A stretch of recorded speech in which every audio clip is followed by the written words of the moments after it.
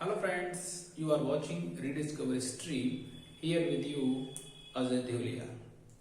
जैसा कि मैंने लास्ट वीडियो में आपसे कहा था कि आपको अगले वीडियो में मैं बीए फर्स्ट सेम का जो न्यू सिलेबस आया है उसके संबंध में विस्तार से आपको बताऊंगा। So let us start. Before start आपको मैं एक नोट दिखा रहा हूं जिसको कि आप देख लें। इसमें आपका पूरा सिलेबस दिया गया है।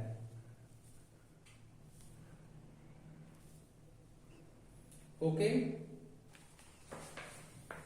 now let us start. Here on whiteboard you are watching the written material, or you can say the entire syllabus BA first sem history ancient and early medieval India till 1206 AD। मतलब कि यहाँ पर आपको BA first sem का पूरा syllabus लिखा हुआ है और वो सिलेबस या कह लें जो पेपर है बीए फर्स्ट हिस्ट्री का, उसका टाइटल रहेगा ancient and early medieval India, यानी कि प्राचीन एवं प्रारंभिक मध्यकालीन भारत, जो कि आपका 1206 ईस्वी तक रहेगा।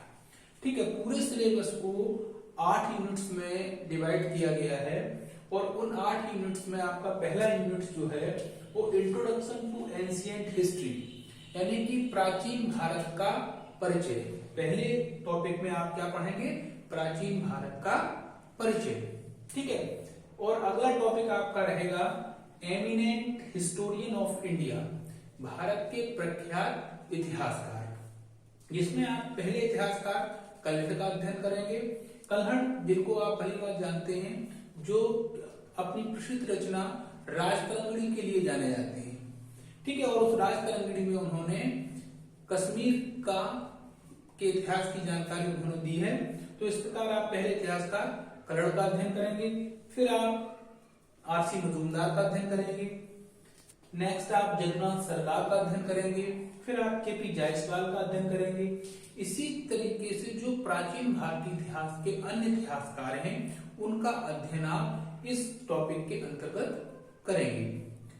अगला टॉपिक आपका रहेगा इंडियन नॉलेज सिस्टम, यानी कि भारतीय ज्ञान व्यवस्था, जिसको आप इस प्रकार से भी कह सकते हैं कि आप इस टॉपिक के अंतर्गत भारतीय शिक्षा व्यवस्था का अध्ययन करेंगे।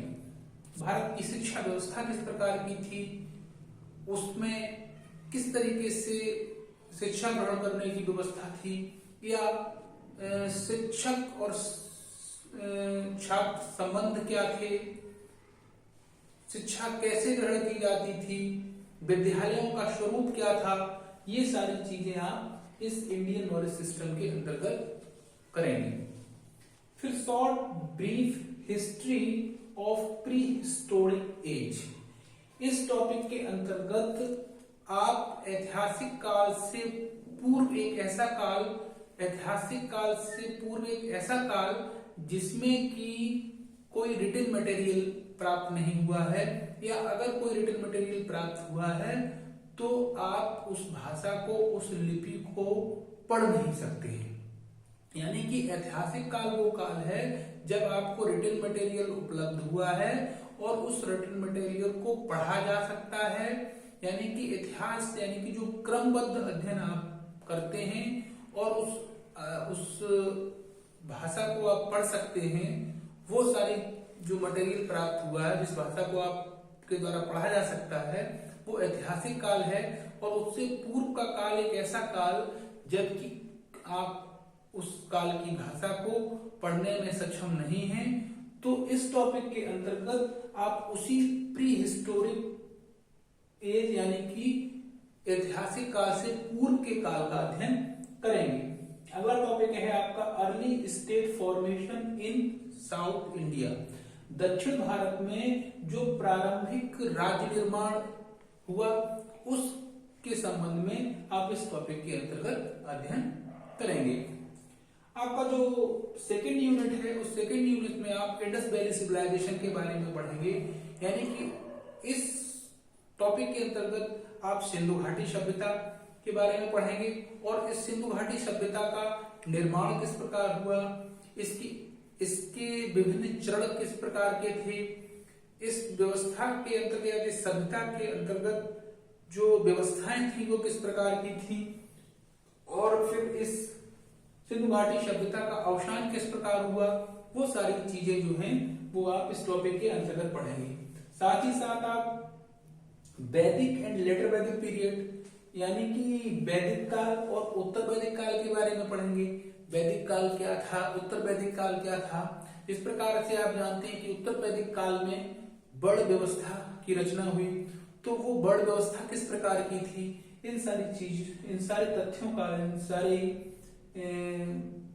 चीजों का अध्ययन आप इस लेटर वैदिक पीरियड के अंतर्गत करेंगे। तीसरे यूनिट में आप rise of Magadh empire and Maurya dynasty, तीसरे यूनिट के अंतर्गत आप मगध साम्राज्य और मौर्य वंश के उदय के बारे में पढ़ेंगे, जिसके अंतर्गत आप चंद्रगुप्त, बिंदुसार एंड अशोक महान के बारे में पढ़ेंगे। यानी कि इस टॉपिक के अंतर्गत, जिसमें कि दरअसल ये जो मगध साम्राज्य है, इसका अध्ययन के लिए एक विशेष शीर्षक है जिसको कहा जाता है महाजनपद काल। ठीक है, तो महाजनपद काल के अंतर्गत भी हम इसका अध्ययन करते हैं। तो यहाँ पर जो सिलेबस आपका दिया है तीसरे यूनिट में, उसमें हम मगध साम्राज्य, मौर्य वंश, ठीक है, मौर्य वंश के अंतर्गत हम चंद्रगुप्त मौर्य, बिंदुसार, अशोक महान के बारे में पढ़ेंगे, और साथ ही साथ हम इसमें कौटिल्य और कौटिल्य की जो रचना है अर्थशास्त्र, उसके बारे में पढ़ेंगे। ठीक है, अर्थशास्त्र जैसे कि आप जानते हैं, अर्थशास्त्र में कौटिल्य ने राजनीति शास्त्र के बारे में लिखा, यानी कि राजनीतिक व्यवस्था के क्या क्या सोपान थे, उसके बारे में विस्तार से कौटिल्य ने अपनी इस रचना अर्थशास्त्र में लिखा है। तो उसका अध्ययन भी हम इस तीसरे यूनिट के अंतर्गत करेंगे। अब नंबर आता है चौथे यूनिट का। चौथा यूनिट जो कि हमें गुप्ता डायनेस्टी के बारे में बताएगा, यानी कि गुप्त वंश के बारे में, चंद्रगुप्त मौर्य के बारे में हम इसमें अध्ययन करेंगे। साथ साथ हम इसमें समुद्रगुप्त के बारे में अध्ययन करेंगे। समुद्रगुप्त के बारे में जैसे जानते हैं, समुद्रगुप्त को भारत का नेपोलियन कहा जाता है। ठीक है, फिर हम चंद्रगुप्त विक्रमादित्य के बारे में पढ़ेंगे।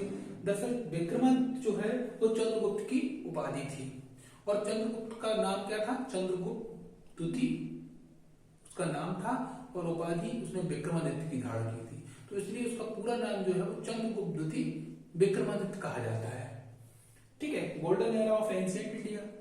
ठीक इसी गुप्त काल को भारत का स्वर्ण काल कहा जाता है। तो इस गुप्त काल को भारत का स्वर्ण काल क्यों कहा जाता है, किन कारणों से गुप्त काल को स्वर्ण काल कहा जाता है, ये इन सारी चीजों का अध्ययन हम इस चौथे यूनिट के अंतर्गत करेंगे।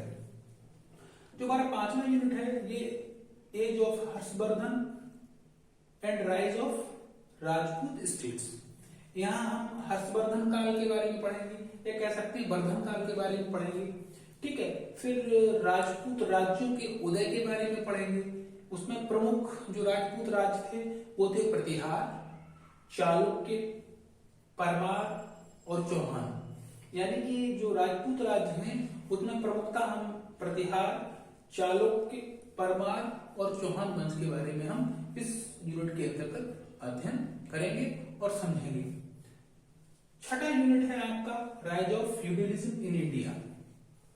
Rise of feudalism in India, Bharat में सामंतवाद। दरअसल मैं आपको यहां बता दूं छोटी सी टिप्पणी में कि जो फ्यूडलिज्म शब्द है ये यूरोपीय व्यवस्था का शब्द है, और इस फ्यूडलिज्म से आशय ये है कि एक ऐसी सामाजिक व्यवस्था जिसमें लोग अपने मालिक के लिए कार्य करते हैं और उन कार्यों के बदले में मालिक उन लोगों की रक्षा करता है।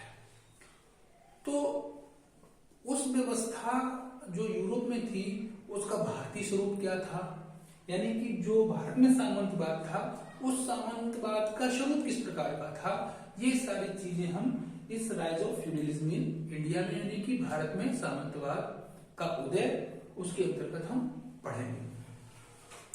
अब आपकी सातवीं यूनिट आती है जिसमें customs, rituals and beliefs of Hindus, यानी कि हिंदुओं के रिवाज, अनुष्ठान और विश्वास किस प्रकार के थे, या हिंदुओं के क्या क्या रीति रिवाज थे, क्या अनुष्ठान थे और उनके क्या विश्वास हैं, वो हम इस टॉपिक के अंतर्गत अध्ययन करेंगे। Cultures and traditions of ancient Indian history, प्राचीन भारतीय इतिहास में कौन कौन सी किस प्रकार की संस्कृति थी, क्या परंपराएं थी, वो सारी जो चीजें हैं वो हम इस 7वें यूनिट के अंतर्गत उसका अध्ययन करेंगे। अब आता है 8वां यूनिट और अंतिम यूनिट, जिस यूनिट में हम एडवेंट ऑफ इस्लाम, यानी कि इस्लाम का अभ्युदय किस प्रकार हुआ, कहाँ हुआ, ठीक है, या इसको हम इस्लामिक क्रांति भी कई जगह पढ़ देते हैं। तो वो सारी चीजें हम इस 8वें और अंतिम यूनिट के अंतर्गत पढ़ेंगे। साथ ही साथ इन्वेशन ऑफ महमूद गजनवी और मोहम्मद गोरी, ठीक है। इसी के साथ साथ हम महमूद गजनवी और मोहम्मद गोरी के आक्रमणों के बारे में भी इसी 8वें यूनिट में हम अध्ययन करेंगे। तो इस प्रकार ये बीए फर्स्ट सेम हिस्ट्री का ये पूरा एंटायर सिलेबस जिसको आपने अभी समझा, और अगले वीडियो में हम आपको बीए सेकेंड सेम और थर्ड सेम के सिलेबस के बारे में भी जानकारी देंगे, जो न्यू एजुकेशन पॉलिसी के तहत सरकार द्वारा जारी किया गया है। तो इस पूरे एंटायर कोर्स के बारे में अगर आपको कहीं कोई दिक्कत हो या समझने में परेशानी हो तो आप कमेंट में बेहिचक लिख सकते हैं। So this is the entire syllabus of BA first sem history. Thank you very much. Please like, subscribe and share my channel. Thank you.